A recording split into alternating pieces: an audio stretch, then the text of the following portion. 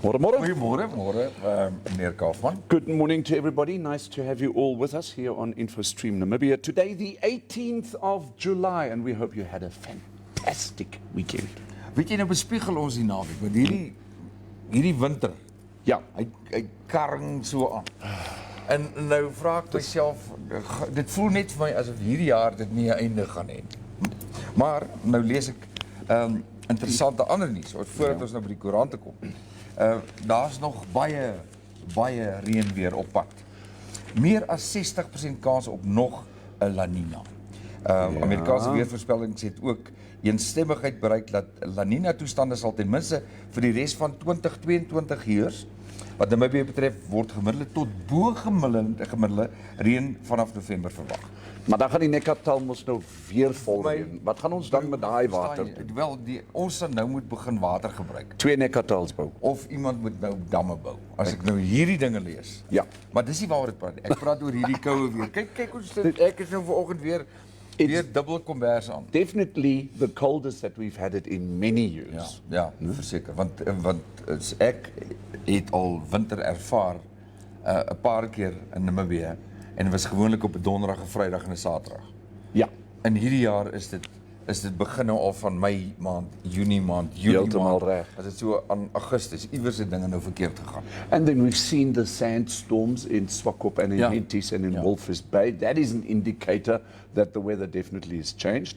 En dan moet ons natuurlik nou nog wag vir die Augustus en September winde hier in die sentrale gebied. Maar wie weet, ons is geseënd om vandag vars op te staan na 'n naweek. Hoe was jou naweek? Well rested. No, Saturday was very active. I was at the Schlachtefest at the SKW on Saturday. The party was fantastic. The food was great. And let me tell you what, they had an icebine eating competition. Ja. So we had 6 participants. And then the Haxenkönig, which is the Icebine King of 2021, of last year, who basically defended his title. Okay? And, well, all the participants were male, so I was hoping that we would see some ladies, perhaps, but that didn't happen. And here comes the interesting thing. We have got a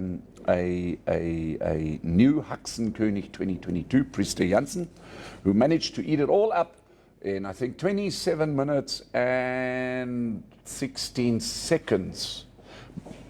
But this year, the ice spines were much bigger than last year. Because last year, the König, the Haxen King, managed to do it in 13 minutes and 17 seconds. Ja. As ek icebine eet, vat dit gewoonlik 3 tot 4 ure. Ja. Jy weet, en dan vat ek dit rustig. Yes. Maar andersins, alles goed. It went fantastic, and the crowd was great. We all thought that it was going to get a little bit more windy, but luckily the wind wasn't that bad. So yeah, next year you need to come to the Schlachtefest at the SKW. Daar het soveel goed hierdie naweek gebeur, 'n klomp aktiwiteite. Ek het toe nou suksesvol, was ek die huis opruimingsoperateur. O, ek sien. Ja, maar ek was nie in beheer nie.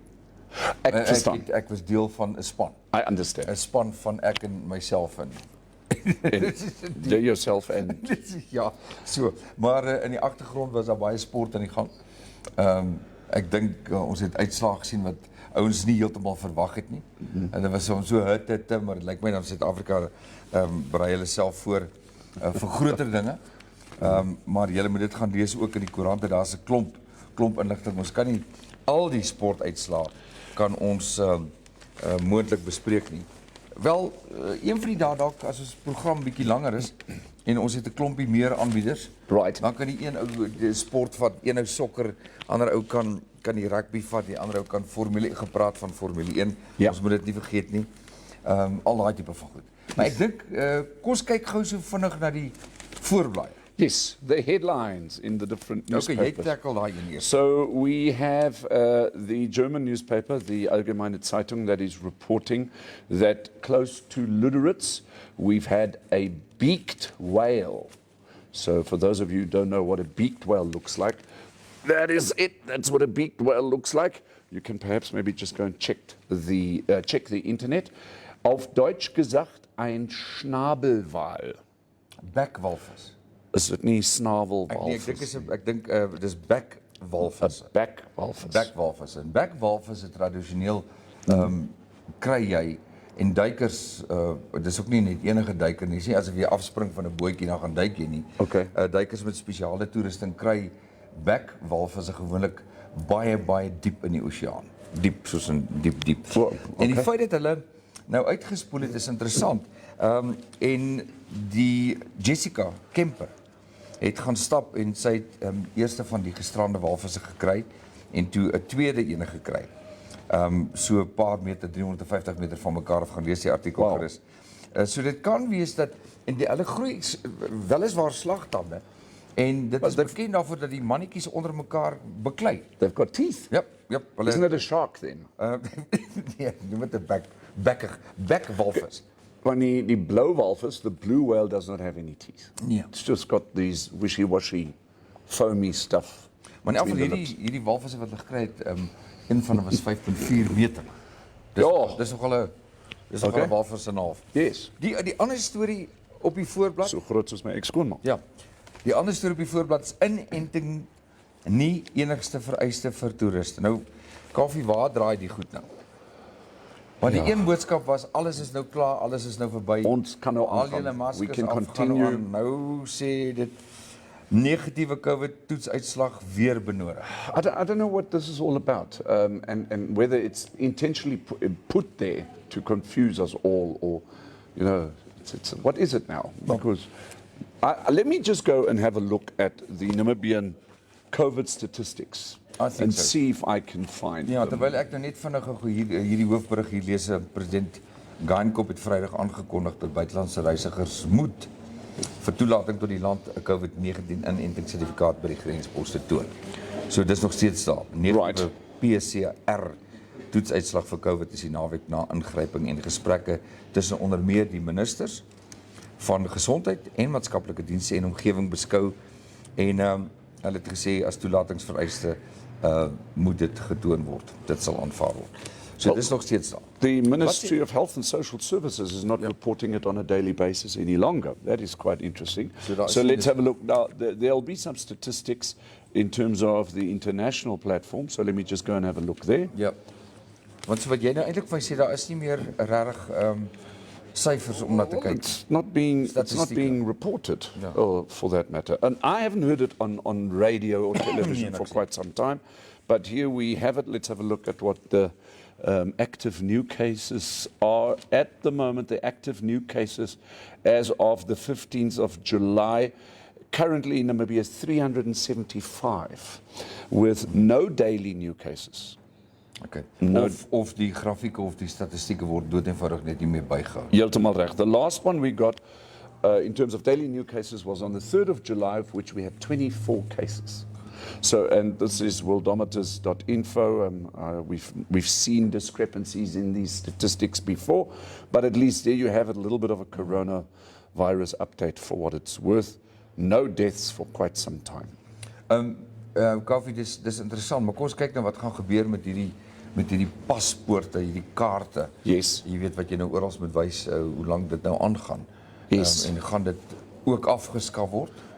Of is dit nou maar 'n ding wat bly? Well, Dirk, you've got to remember, in order to do, prevent COVID from spreading and what, the authorities and even private businesses, they put all these measures into place. So now they've got people, have people in those particular areas that are still administrating and applying, perhaps without anybody having told them, listen, you can forget about this now, it's all done and you can forget about it. So we've still got a lot of people in the COVID preventing administration process.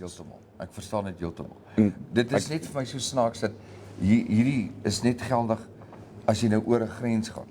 Yes. Maar wat van ons wat nou die naweek saamgekuier het, daar was 'n klomp kuierplekke met 'n klomp mense. Yes. Jy weet, en onderling voel dit nou amper vir my sê nee, maar as jy oor 'n grens gaan, kan jy iemand aansteek. Jy weet, of die ou wat oor die grens kom gaan my kom aansteek. Maar wat van hierdie honderde, 300, 400, 500, 600 mense wat nou saam skouer geskuur het en gekuier het in hierdie kuierplekke. Wat nou daarvan? The thing is, we don't see the results going up. We don't see hospitals complaining that they don't have beds open. We just don't see it. We don't see it in the medical industry, the rise of COVID. Ek verstaan net heeltemal af wat ek sê is die noodsaaklikheid van daai toetssertifikaat of die uitslae by 'n grenspos. Ja. Of dit 'n groot verskil gaan maak, maar dit maak nie saak nie, so ons besluit nie, die ministeries moet daar besluit. Yes. Ander storie, interessante storie, laat ons terugdink, ek het nogal die vraag gevra.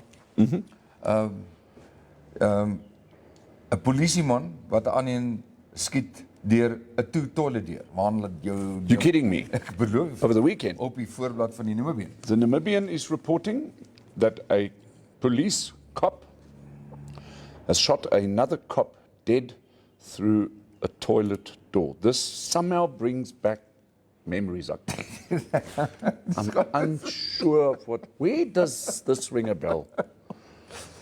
Wow. Wow. Ons skote petoors. Yes. Dit is die Afrikaanse film wat gemaak gaan word. Die lewensverhaal van maar in afval, dit maak nie saak. Ek weet net ek gaan die film noem Skote Petoors. Maar hierdie een is die een ou het aan die slaap geraak. Hy sê hy het wakker geword toe dink hy is by die huis en hy hoor 'n ander ou. Right. En hy dink dit is 'n inbreker. Nou hoe jy as jy in 'n toilet aan die slaap raak of vice versa, dink jy is by jou huis. Did he shoot from inside the toilet to the outside? Dus ek weet nie Or from the... We've got to investigate Ons moet die this. storie kyk in elk geval. Want dit is Right. dit lyk my na dodgy storie. This man wasn't an amputee by any chance. Wat nee. Oh, okay. Nee, hy het ook nie deelgeneem aan atletiek nie. Okay. Ek weet nie wat ek Right. kan sê nie. En dan 'n ding wat bygelê is of uitgeklaar is in 'n sekere mate is die toerisme minister Boamba Shefeta wat gesê het hy het niks te doen gehad met die 22 olifante se uitvoer na die Arabiese Emirate toe nie. Okay. En hy het ook nooit met hulle gaan praat daaroor nie. Hy was nooit terwyl hy daar was, het hy nie oor olifanthandel gepraat of verkoop nie. Hierdie olifante was verkoop aan privaat entiteite of individue Ja. en hulle het op hulle eie besluit hulle gaan dit verkoop. So hy sê hy het absoluut niks daarmee te doen gehad nie. Okay, so Maar in ieder geval, weet jy we are ander- sidestepping the thing. Ja. As dit van die vis tot olifant. Ja. Dis 'n interessante verhaal. Ek wil tog vir Mark Paxton betrek by bewaringsissues. Daar's 'n klomp goed aan die gebeur en ons het foto's gesien oor die naweek van visnette Okay. in die riviere. Wow. In die Caprivi op die grense van Angola en Namibië. But that has been In Botswana en selfs a huge poaching issue for many years. Kaufeee, dit word al hoe erger. Soveel so dat dit bedreig nie net die visspesies nie, Right. maar ook byvoorbeeld krokodille. Okay. En so meer. So ek gaan kyk of ek 'n vermaak in die hande kan kry wat al jare veg, maar hy sê hy is al vuisfoos geveg. Right. En van die lodge eienaars op die rivieroewers het nou saamgestaan en hulle het begin visnette uithaal. Dit is 'n daaglikse taak want die ouens wat regtig verantwoordelik is daarvoor, Yes. kom dood eenvoudig nie daarby uit. So what I hear is that these poachers, if that is what we can call them, lack It is of a better poachers. It is poachers. they basically cross the river with these nets overnight. Ja. Possibly in a small boat or a vatu or perhaps even swimming. Hulle weet jy Kaufeee, hulle noem dit en ek gaan dit hier lees. They call them ghost nets. Okay. Nee? And they threaten not only fish but birds, otters, Right. krokodille, etc. Well, the entire animal ecosystem in that Ecosystem river. daar. En dit is presies wat op hierdie stadium besig is om te gebeur. Die ouens vang vis en hulle het geen respek hoegenaamd vir wat daar aangaan nie. En die MEFT doen ook nie vreeslik baie nie, want jy moet permit hê om so te kan vang. Right. Dis soos bote, soos trollers. Maar in elk geval ek gaan bietjie met hom gesels daaroor. Have you ever been to Katima Mulilo? Ja. Have you ever been to the fish market at Katima Mulilo? Nee. So, for those of you who are traveling to Katima Mulilo, or for those of you who are staying there, perhaps you can give us some more information. Many years ago, more than 10, 12, 13 years ago, I was in Katima Mulilo and I had the privilege of going to the fish market. And obviously that is all the fish that is coming out of the Zambezi River. And Dirk, I can tell you the size and the magnitude of that fish market is unbelievable. It's huge. And obviously you can buy any types of fish there, dried fish, fresh fish, baked fish, fried fish, whatever, from the local market. But I have to tell you, it's a huge market, and all the fish there is coming out of the Zambezi River. Ek het nou hierdie artikel is baie lank. Maar hier is nou foto's wat ek vir Kaufeee gaan wys. Jy gaan 'n bietjie na Conservation Namibia toe en gaan kyk daar. Kyk die foto's van krokodille byvoorbeeld. Right. Wat vasgedraai is In nets. in nette. Yes. En daai nette word verkoop by Chinese winkels. Right. Vir R200. $200 Namibiese en dan is dit 'n massiewe stuk net. En daar's geen verbod nie. Jy kan dit gaan koop so maklik soos wat ek dit nou sê. Maar kom ons praat met Mark Baxter daaroor. Gaan hom bel. Dit gaan 'n lang gesprek wees, 'n interessante gesprek oor 'n gedeelte van natuurbewaring. Ons praat altyd oor renosters en olifante en al die tipe van diere, maar nooit wat besig is om te gebeur in ons riviere nie. Dit lyk ernstig en dis nie 'n kwessie van ons gaan dit gou oplos nie. Dit gaan oor jare. Dit word net erger en erger waar vis gesteel word in die Namibiese waters van die buurlande. Yes. Dis nie 'n mooi storie. So quite a big problem that we have on our hands. Dit is so en dit het te doen met armoede in daai lande en die mense moet leef. Terselfdertyd sien ons ook in die koerante vandag dat 56% van Namibiërs, 56% van Namibiërs kan nie die mas opkom daagliks om te leef. En dis besig om te groei. Dit sê hierso, more than half of Namibians expect or experience moderate or high level of poverty the past year, and it's on the increase. Dit word meer, dit word nie beter nie. So Namibians are getting poorer. Absolutely. That is in effect what we are saying. Absolutely. En hierdie syfers is die hoogste sedert 2006 vir die laaste opnames gedoen is. Right. So why do the politicians not get involved with this? Dis 'n goeie vraag of indien hulle wel is, wat word daaraan gedoen? Right, because I do believe that the necessary money is there if you just consider the fuel price. Wel, dis een ding. Because I spoke to a gas station owner over the weekend, and he actually told me this is the way we need to see this whole fuel price issue. Okay, vertel. So the fuel is landed at $8 a litre in Walvis Bay. Yeah. Okay. The fuel station owners only get $1.65 per litre, and if the price goes up, that figure doesn't change.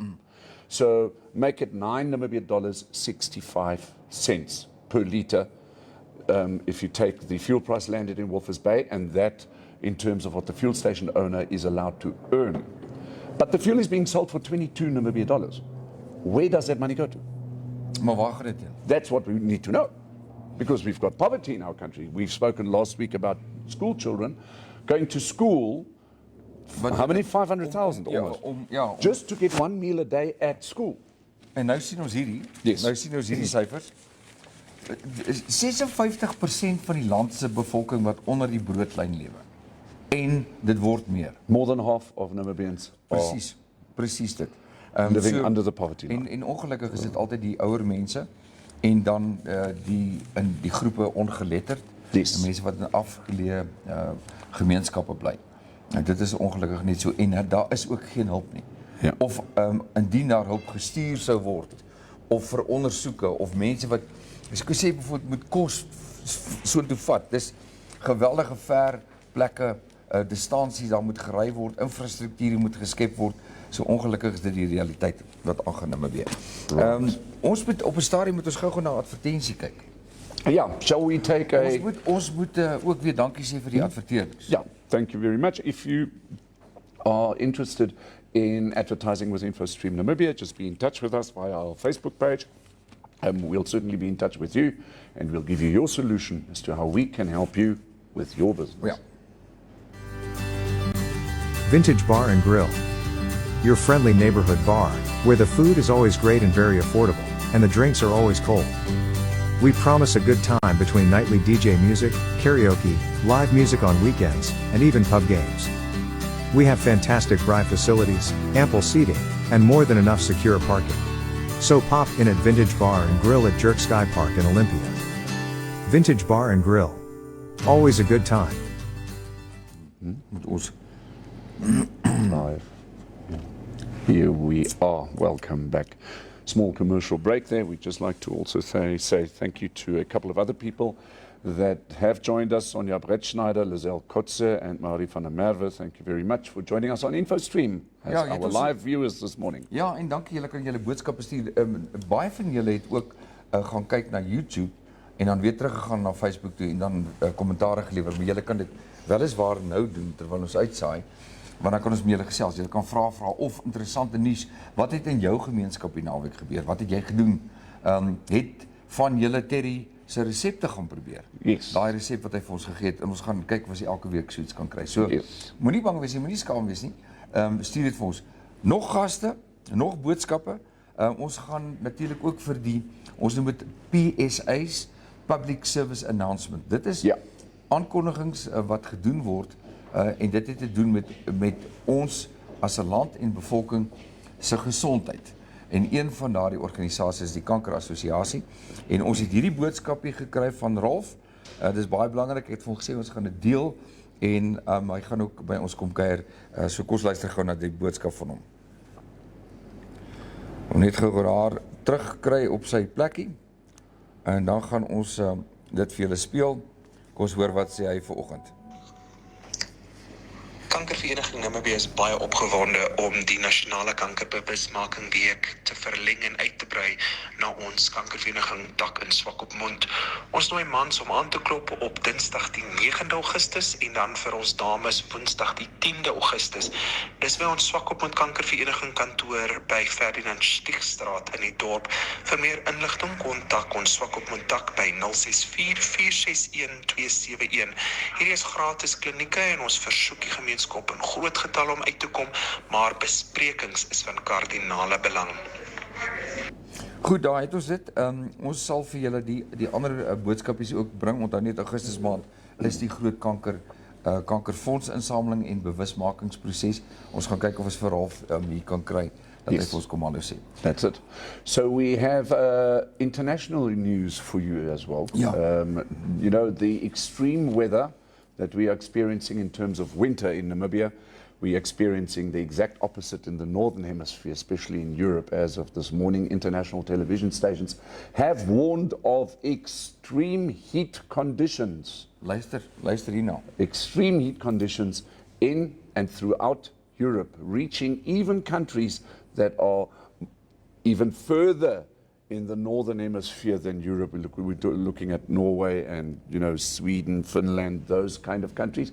But this morning, I know that Sky News was reporting that in the UK alone, they are experiencing degrees of about 35 to 36 Celsius. Now, I don't know if I should laugh. No, because you know what I'm thinking. Us in Namibia, in Namibia, you know, for us to have 36 degrees Celsius, you know, in summer, I mean, that's kind of the norm for us. So we shouldn't be laughing at our European colleagues, but for them it is truly a dilemma, because we are seeing those individuals there. They're not used to these kind of temperatures.